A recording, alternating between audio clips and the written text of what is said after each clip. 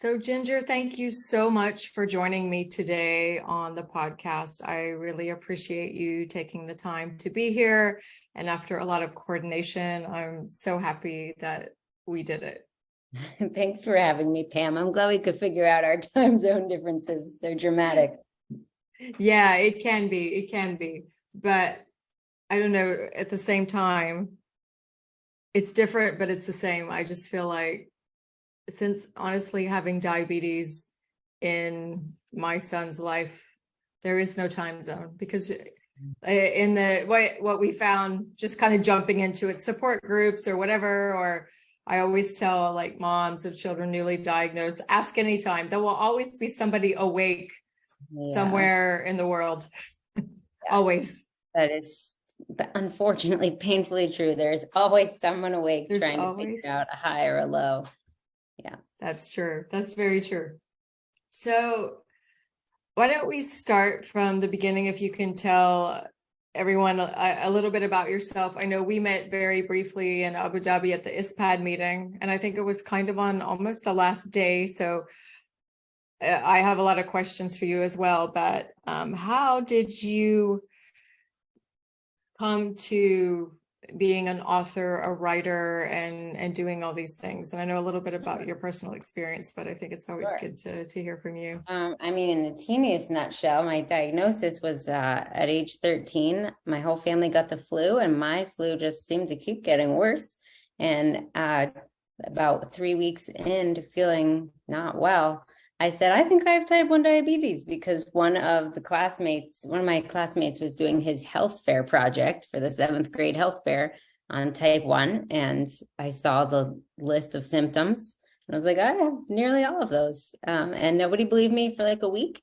And then I burst into tears, and my mom took me to the hospital, and sure enough, pretty obvious diagnosis after that. But wow. I spent, a few days in the hospital getting intravenous insulin and fluids and everything. And what I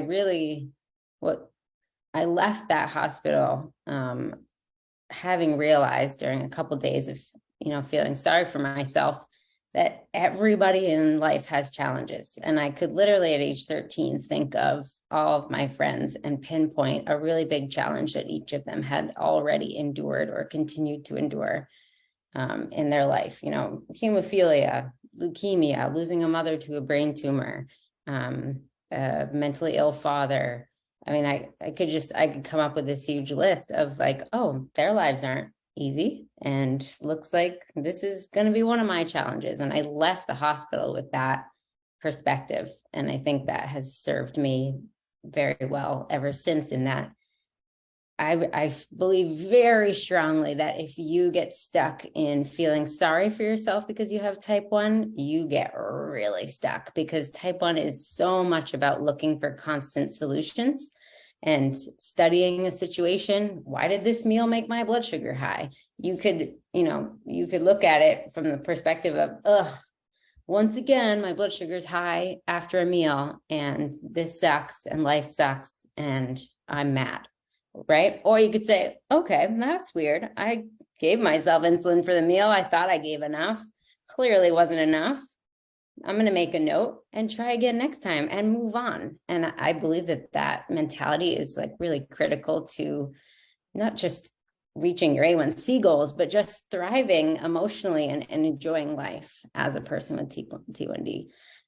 So anyway, by the time I hit college, I was graduating with a degree in writing, but I also had fallen accidentally into the health and fitness world. I hired a personal trainer at a gym to try to learn more about weightlifting, and I ended up competing in powerlifting and setting records and becoming a personal trainer and a yoga instructor. And so for several years after college, I was doing a lot of writing and a lot of health and fitness with people. And I really kind of married the two for a while and became known in the newer type 1 diabetes community. This is, I'm talking 15 years ago, as kind of the exercise gal who loves to talk about how to manage your blood sugar, weightlifting, jogging, or during a powerlifting meet. So I set a lot of records in competitive powerlifting early on, and it gave me a little niche in talking about exercise. And I have not stopped talking about it since, but I'm talking about a lot of other things as well. And I've written hundreds of articles on many different aspects of type 1, and books as well, of course, too. That's amazing. A lot of things are running through my head. So first of all, you were a very wise 13-year-old, I think, to come to that conclusion, because not everyone, even adults, I think, they Right. can struggle with this. We all can, like you said, everyone does have challenges. Type 1 or any diabetes diagnosis is quite the challenge. And, it's not necessarily about being a Pollyanna, but I guess rising to the occasion. Right. I mean, I hate to say it like that. Maybe that's not the best way. And as someone without type 1, I'm always really worried that it's going to come out wrong, or, but I love your take on that. And you as a power lifter, until I read that in your book, in your bio, after seeing you, I would have never guessed it. For those of you that have not seen Ginger in person, she is a petite woman and a power lifter. That's awesome. I was 30 pounds thicker. I was a meaty gal when I was powerlifting. I definitely even still though, that's awesome. Do you still lift? I don't do any heavy lifting. During powerlifting, I was doing such intense training that I truly believe it triggered fibromyalgia. And my body is clearly prone to autoimmune diseases. I have a handful. And so I had to really rebuild my tolerance for exercise over the course of a number of years. And now I can do lots of fun exercise. I jump rope every day. I do light weights every day. I'm doing karate now, but I have to be very careful about certain things, mostly lactic acid. Any exercise that produces a lot of lactic acid leaves me exhausted for days, dysfunctionally exhausted. So heavy weightlifting, a lot of lactic acid, I avoid it. Yeah. Okay. Well, that's good that you listen to your body. It's taken a lot of self-study and research to figure out how to not have to just be a couch potato, basically, because I love to get up and go. And so again, it's right. I could have just felt sorry for myself and been like, I feel terrible. I'm exhausted. Doesn't make any sense.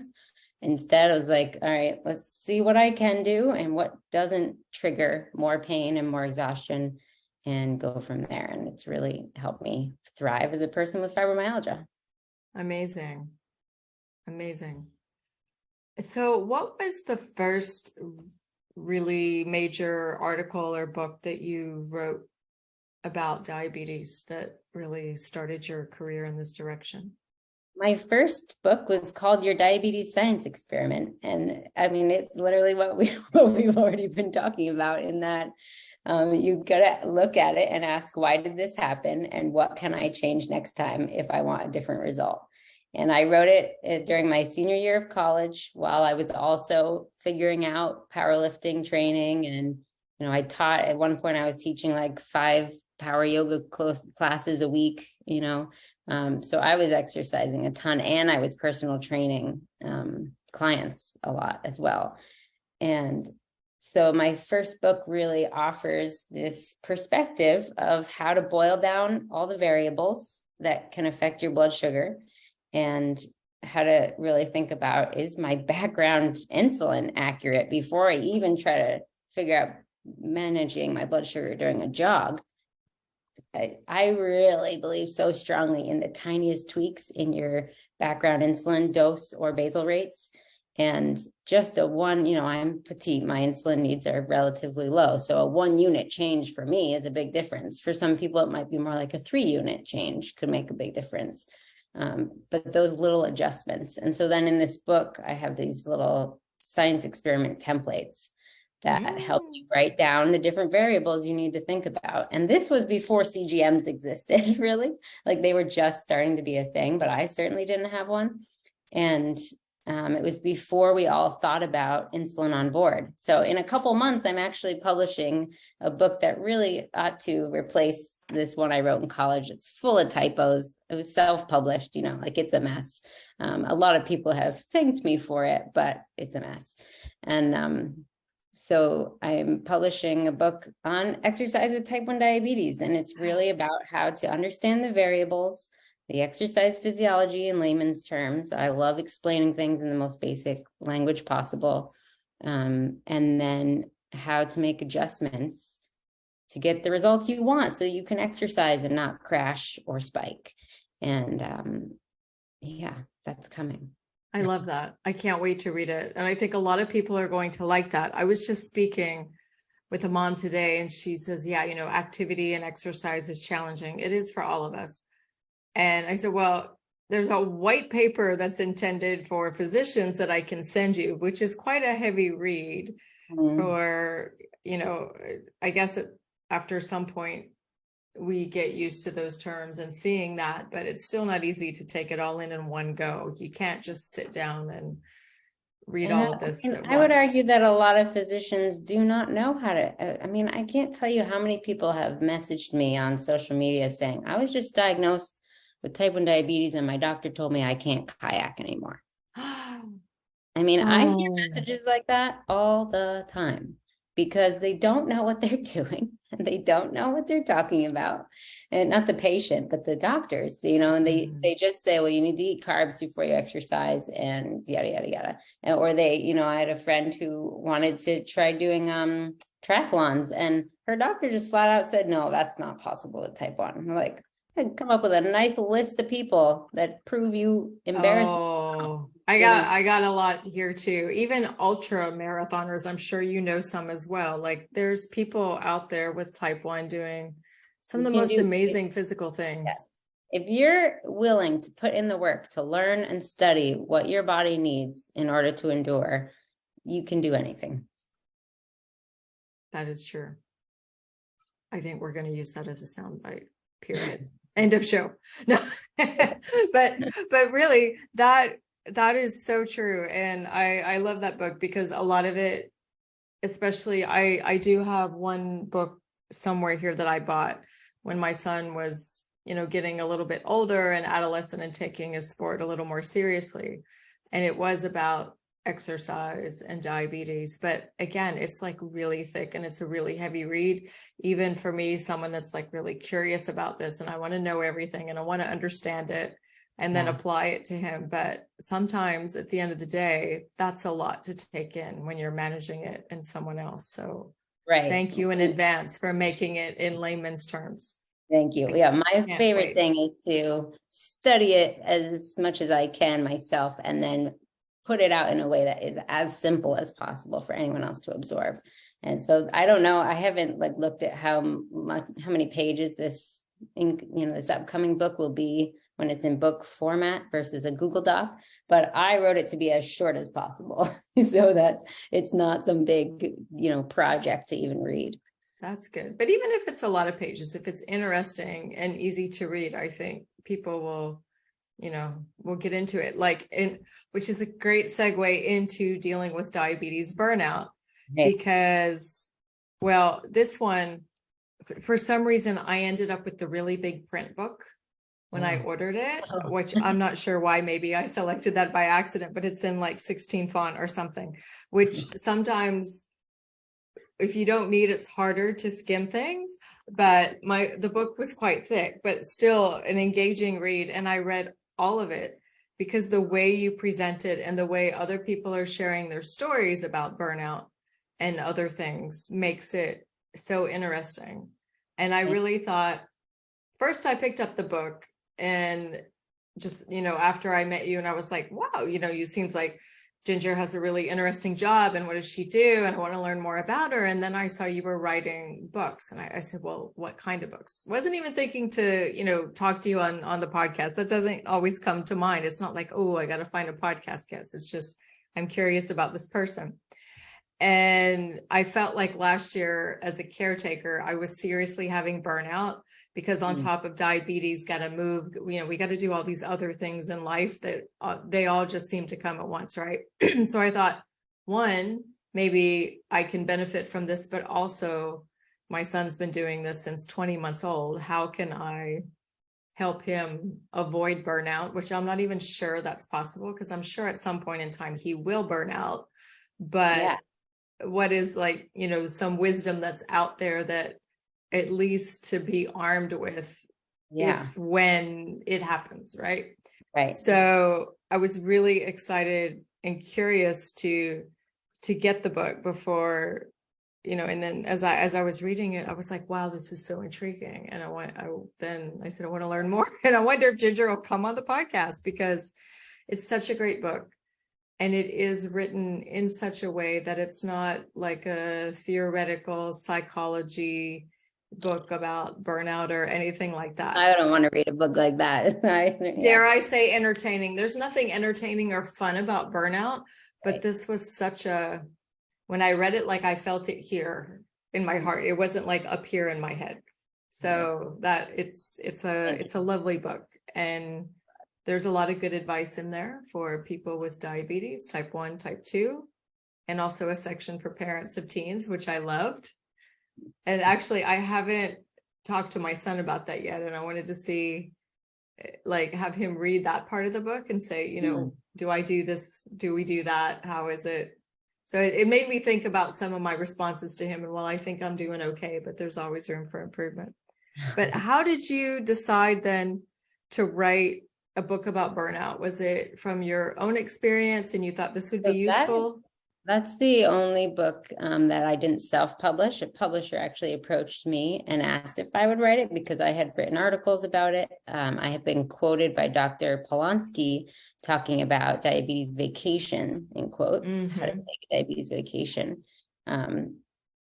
So you said something earlier that really highlights such an important thing of, is it possible to avoid burnout? I really believe that part of dealing with burnout and lessening its impact on your life is to anticipate it and expect it. And like when it happens, be like, well, yeah, of course I'm burnt out. I deal with this 24/7, right? Because instead, I think what can happen for a lot of people is they feel shame that they're tired of it.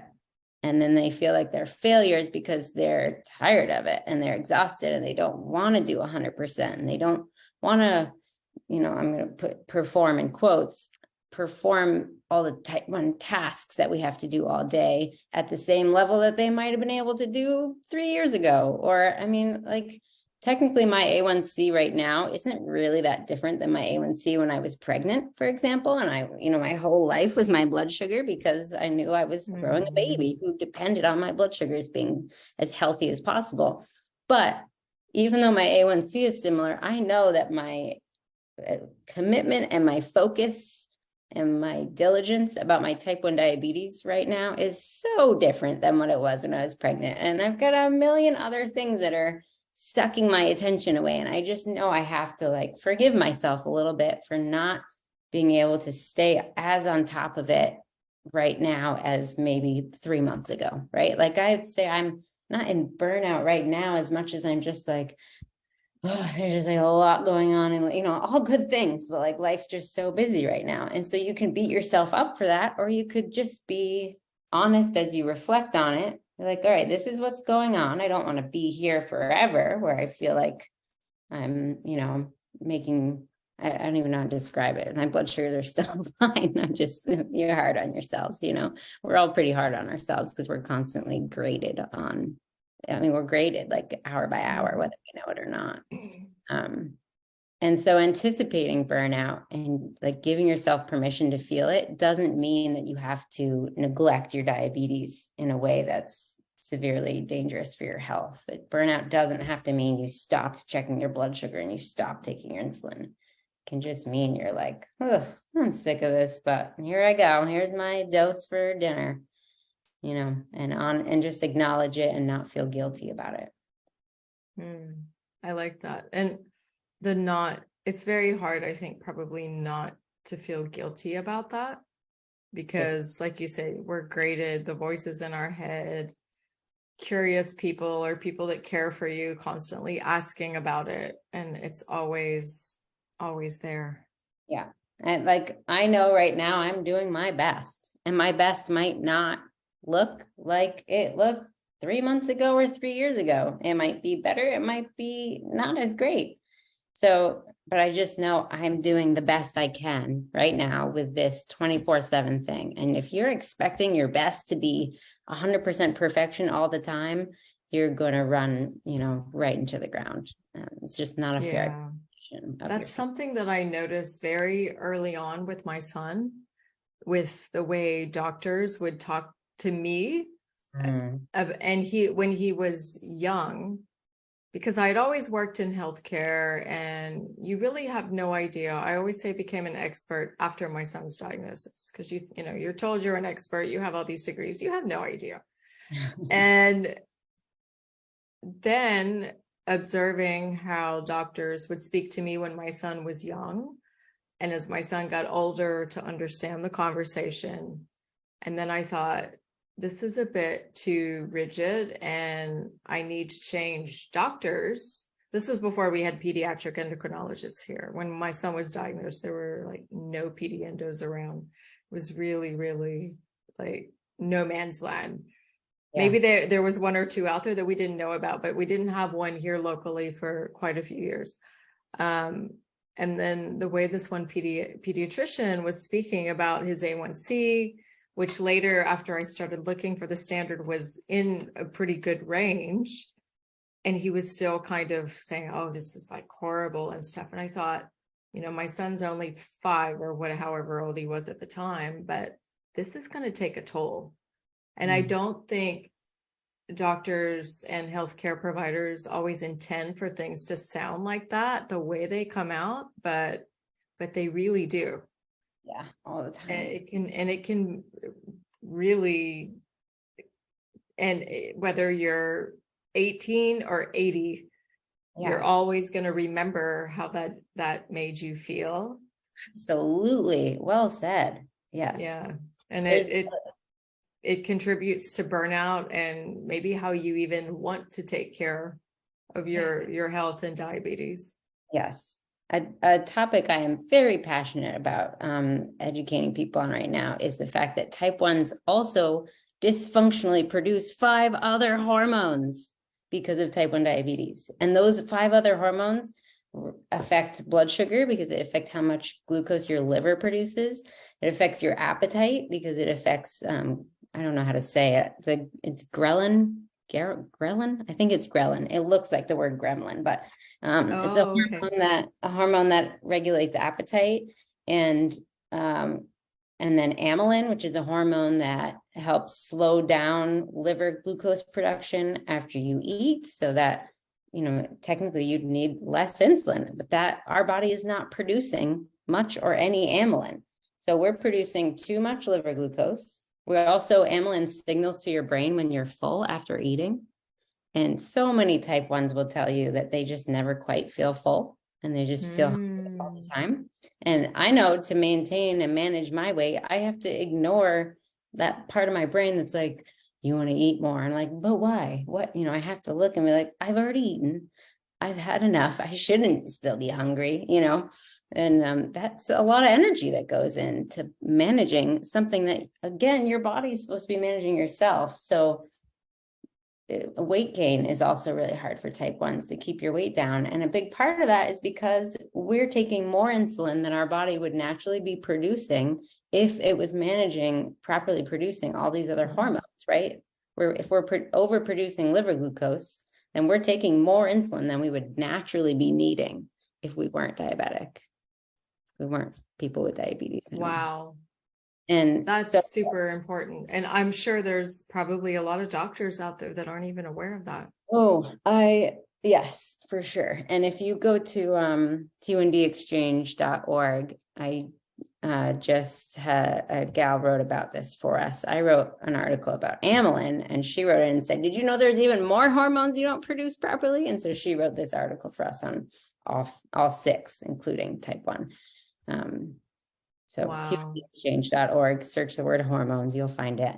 Okay, we'll look for that. And if there's any links actually to that article, we'll put it in the show notes as well, because that would be amazing. I'm sure people will be curious. It's part of why more and more people are taking things like metformin and GLP-1 medications like Trulicity and Ozempic. And this is going to be I don't mean to derail your burnout conversation. No, but no, no, no. This can is you this is imagine how really much? important because people Yeah. have those questions. And sometimes, I mean, here, I don't know how common it is that they're yet prescribing metformin Right, it's with too new, other probably. insulins, but Yeah. eventually they'll learn about it, they'll do it, it'll happen. And then the doctor prescribed it, but sometimes people aren't really sure why. You know, the Right. doctors don't always have time to explain everything with all the questions. And Yeah. here, not every doctor has a diabetes educator or a whole team of people. Sometimes it's just the doctor, and Yeah. you know, their time's limited. I've So written an article on why I'm taking metformin as a person with type 1. So if you search that, metformin type 1, Ginger Vieira, you'll find it, and you could print it out and take it to your doctor and say, I would like to try taking metformin. You're going to have to start it yourself, the conversation. My doctor did not offer it to me. I had to argue it and ask for it. And yeah. wow. Yeah, everything that it wasn't me asking about medication, but once I started reading and learning more, then I knew what questions to ask. And that kind of elevated the discussion a bit. Then at least we could get past the basics. And I said, what about this? What about that? Should we be doing this? Should we be doing that? And here's another example of burnout. It's like we have to fight to keep our blood sugars managed when we're not even given all the tools, right? There's now 6 hormones we don't produce properly, but we're only given 1. Okay, so there's a battle.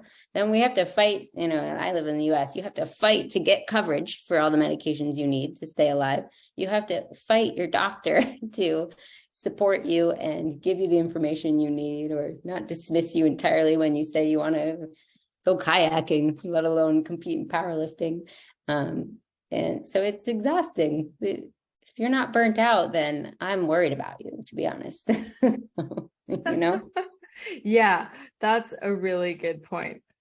And then one thing I want to, so I have a few like Post-its in my book here because I loved it.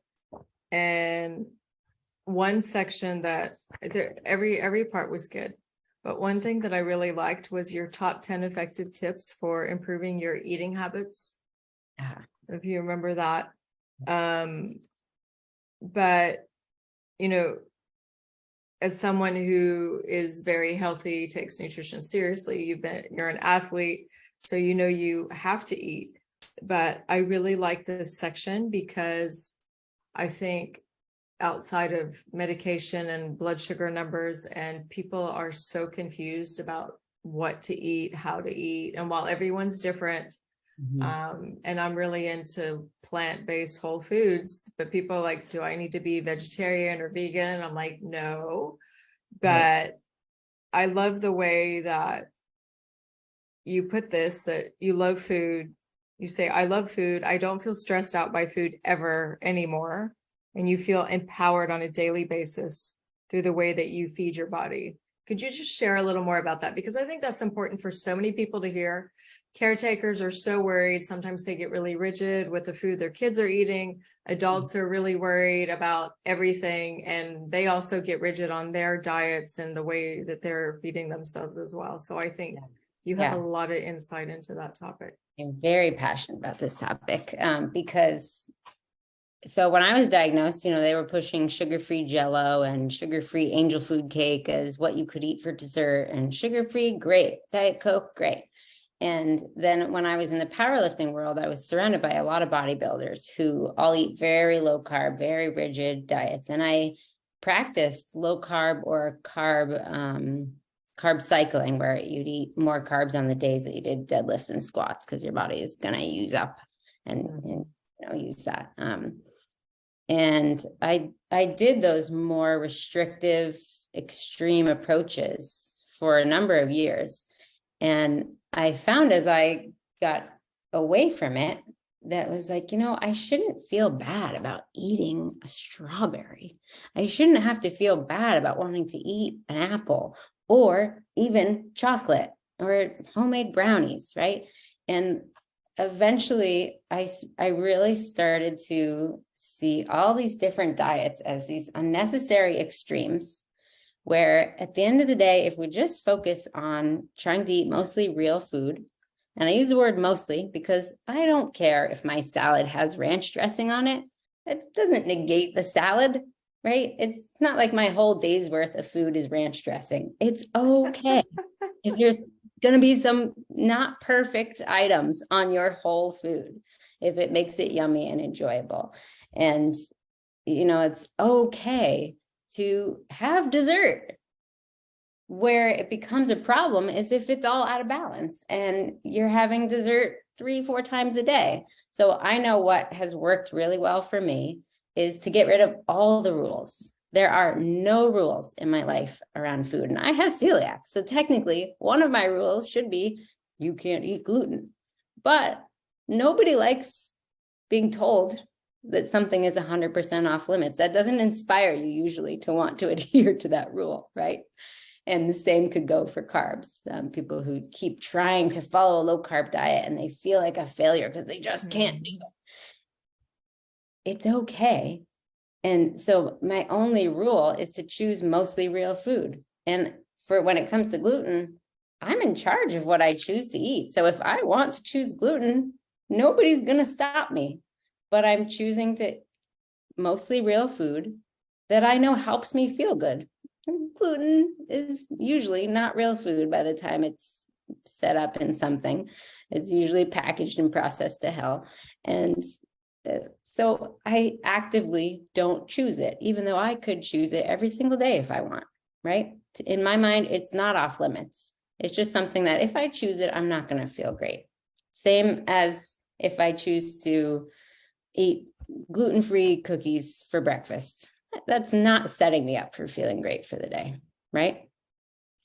So getting rid of all the rules and really starting over. And you might, if you have been engaged in a lot of yo-yo restrictive dieting for years, that's going to freak you out. And you might binge for a week straight because there's no rules. Oh my God, I can go eat all the things that have been haunting me because I'm constantly trying to hide from them. But if they're no longer these scary, evil foods that you've, deemed off limits, they're not such a big deal.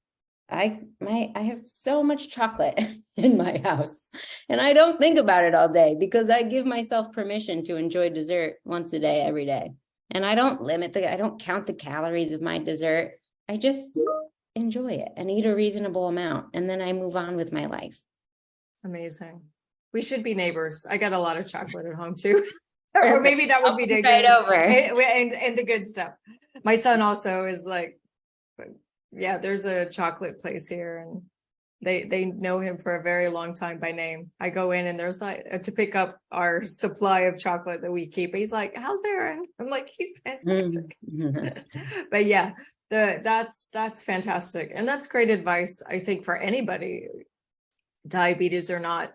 So many people are always trying to go on restrictive diets and not eat. And even myself, I grew up in the 80s and 90s, and despite eating healthy most of the time, there were so many fad diets, and there still are. But the minute that you make that conscious decision to stop and you say, I'm just going to eat good food, I'm going to feed myself well, it gets a lot easier somehow, I think.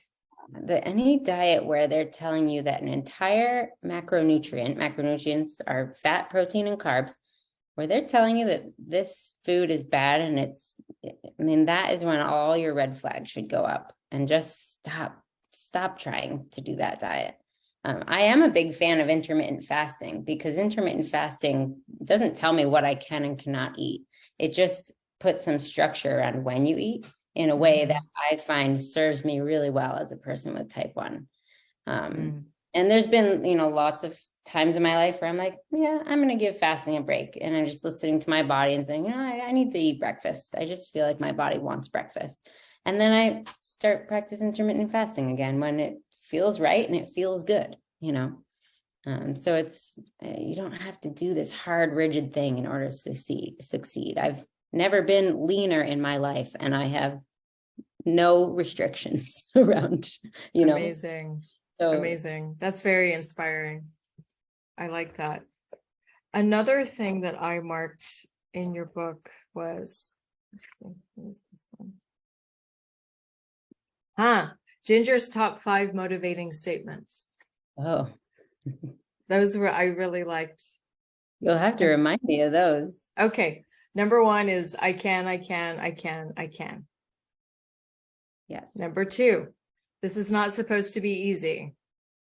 One of your trainers would always say this to you. Yes. You'd say, you I ain't think here one of, very-" Yeah. yeah, I think I had a trainer that said something similar. It's not supposed to be easy. And I'm like, I can always do just a little bit more. And I like this. I think of my grandfather when I remind myself of this. I know I wouldn't want him to see me give up on anything. Yeah. You can picture somebody in your life who you really know that they see your full potential and that they'd be like, you can do better than that. Like picture that person and let them motivate you. Number 4, the eye of the tiger. Rocky. Are you a Rocky fan? I am a very big Rocky fan. I love that story. It's just an example of persistence and, never give up. And then number 5 is I can accomplish anything I set my mind to. Yes. And then you cite your brothers, Dave and Pete. Yes. And all of the above is about talking yourself up. And a lot of people get really stuck in a habit of talking themselves down, right?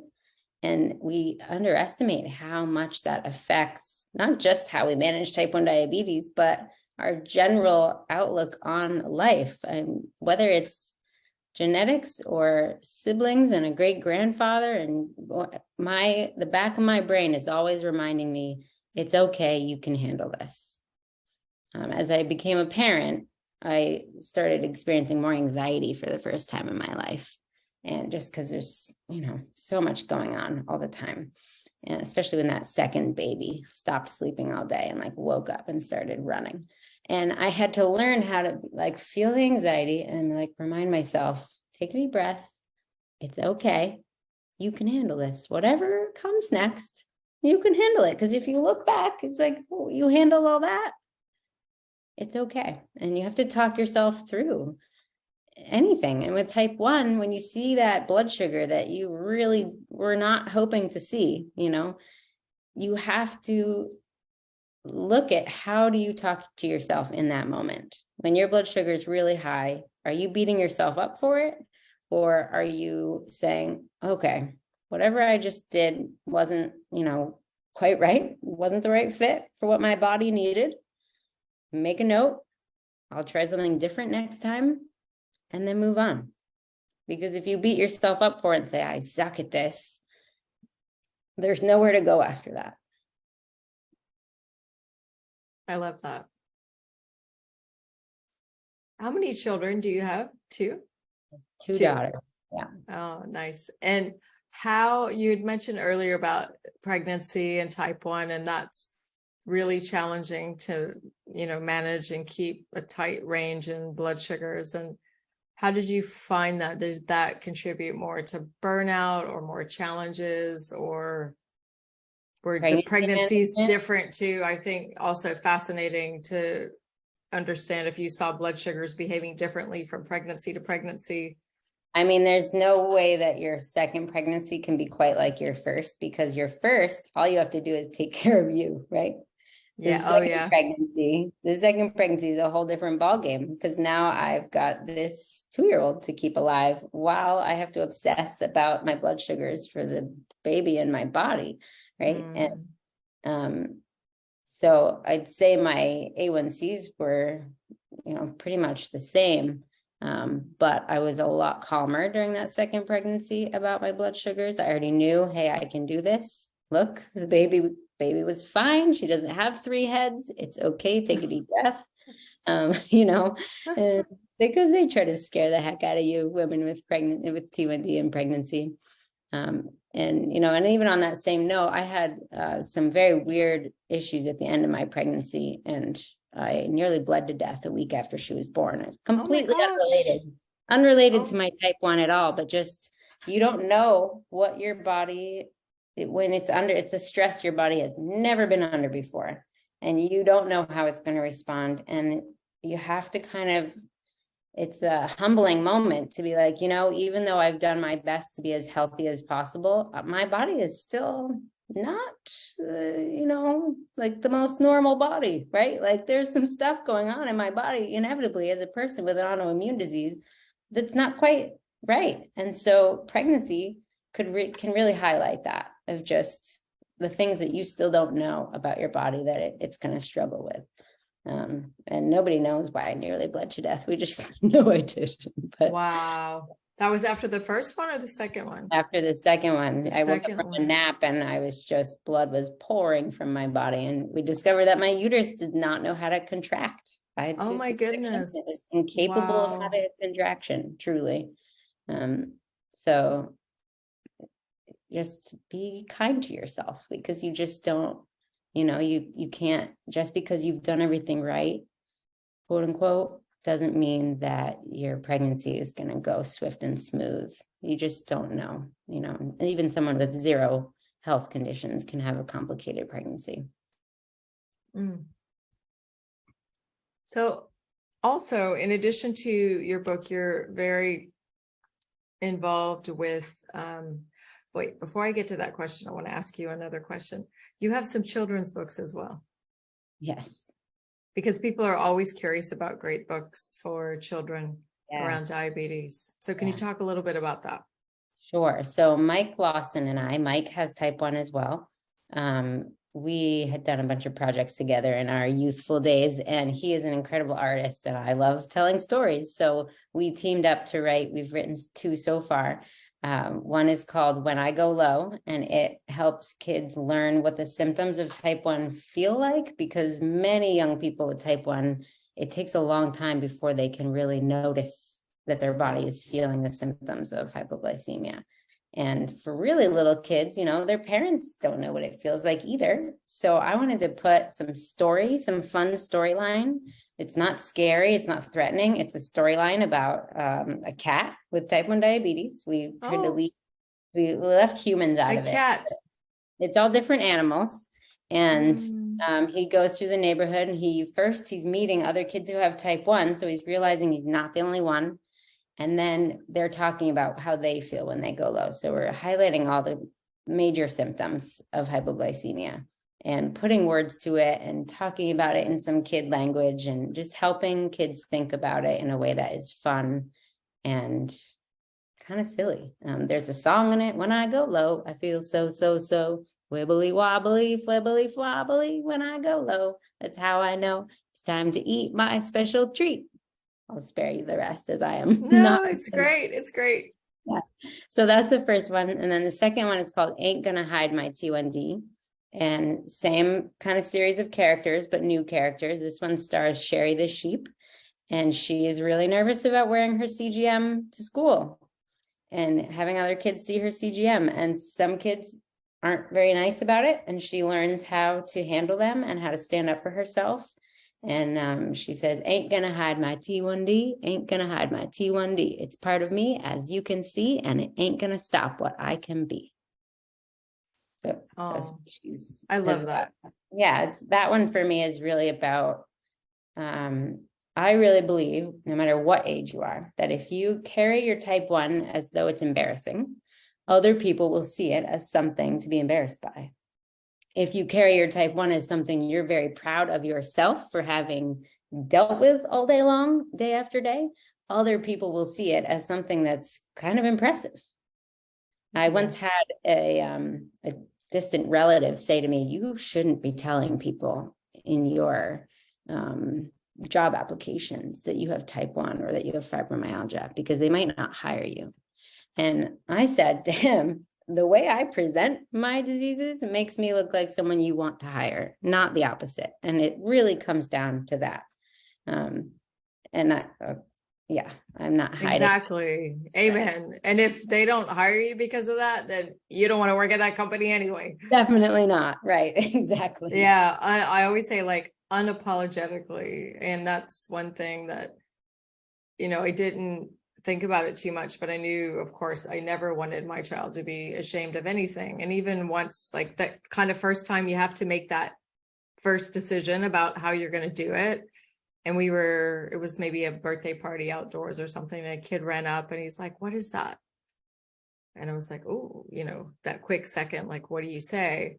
But just explain, this is an insulin pump and helps Aaron's pancreas. And do you know where your pancreas is and what it does? And just kind of made it educational. And then he was like, "Okay." And then that was it.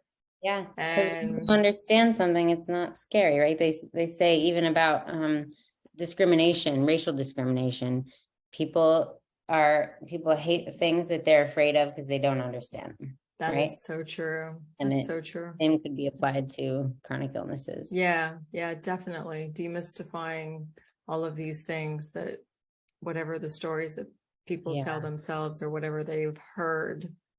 Yeah, or they've never heard anything, and therefore they're just too darn ignorant to even make a thoughtful decision. Yes, exactly. That's so true. I love these books, and I think I'm going to add some of those to my library, even though my son's older. I think they're still amazing. They'd be fun to read to type 1 kids as well. So really great and creative. And I wanted to also ask you, so you are involved with the T1D exchange.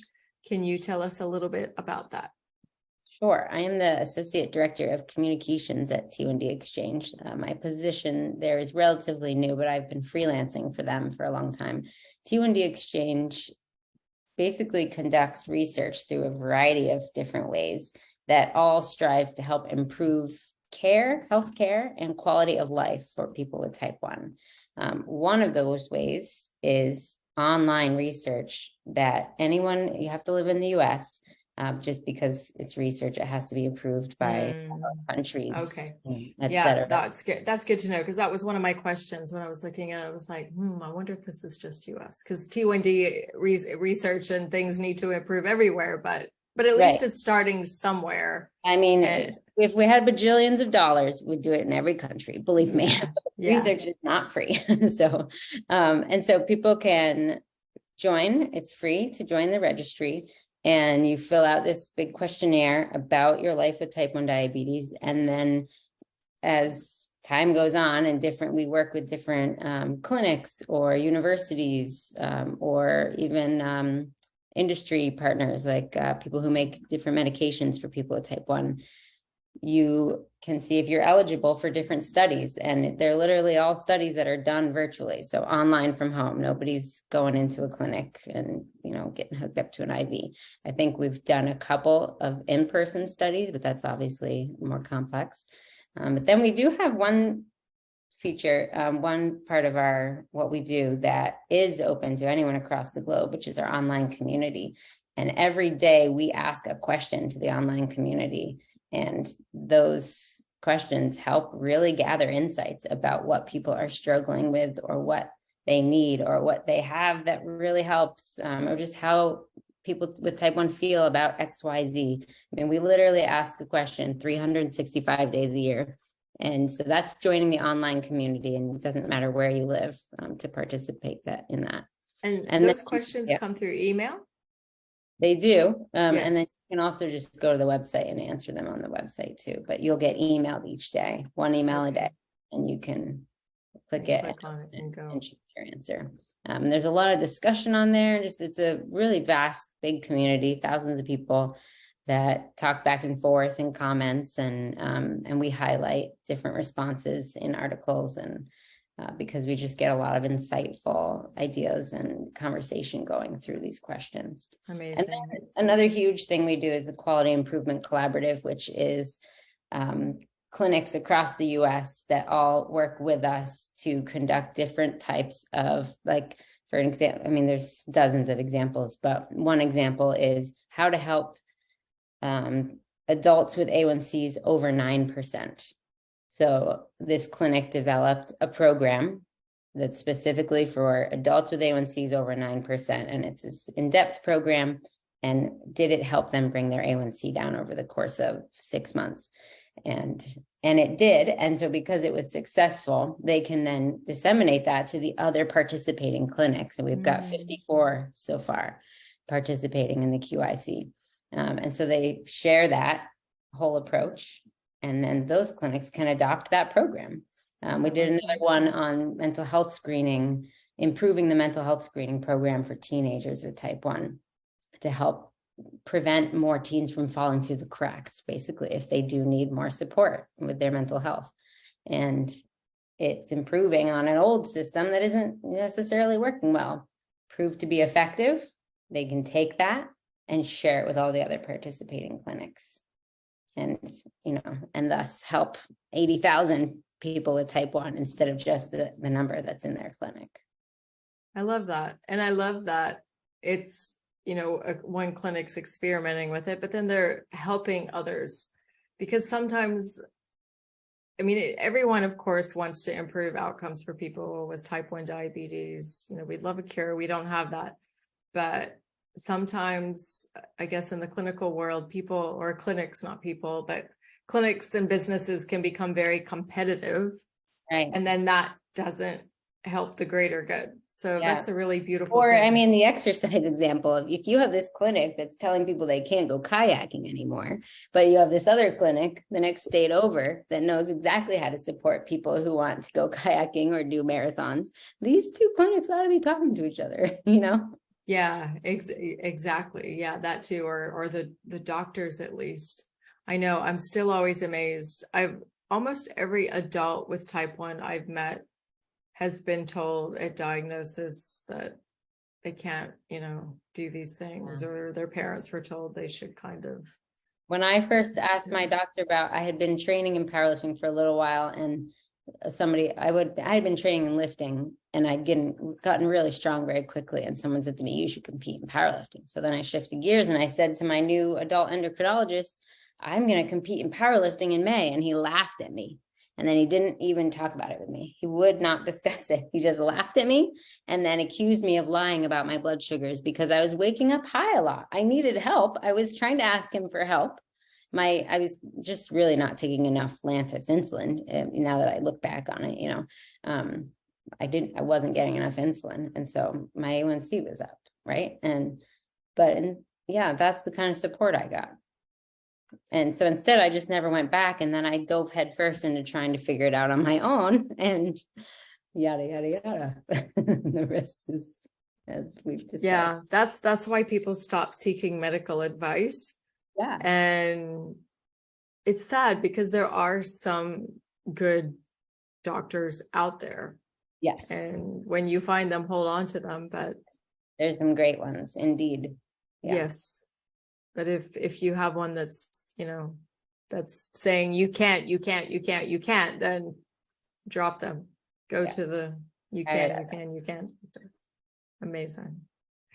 Well, I don't want to take up more of your time, but I think we could continue to talk for another hour because I have a lot of other questions. But I hope that when your new book comes out, that you would come back to educate us about exercising and diabetes and all the things, because we're waiting for that. Do you have a date when that will be available?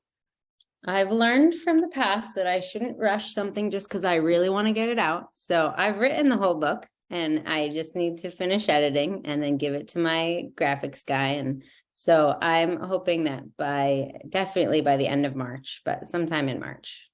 Okay. We'll look for that. And then we'll share it as soon as we start seeing you talk about it. Amazing. Thank you so much for joining me. And again, I really appreciate your time and sharing your wisdom and knowledge with us. Thank you so much. Give your son a high five for me and tell him he's doing awesome, no matter what. I will. Thank you. Thank you so much. Have a great day. You too.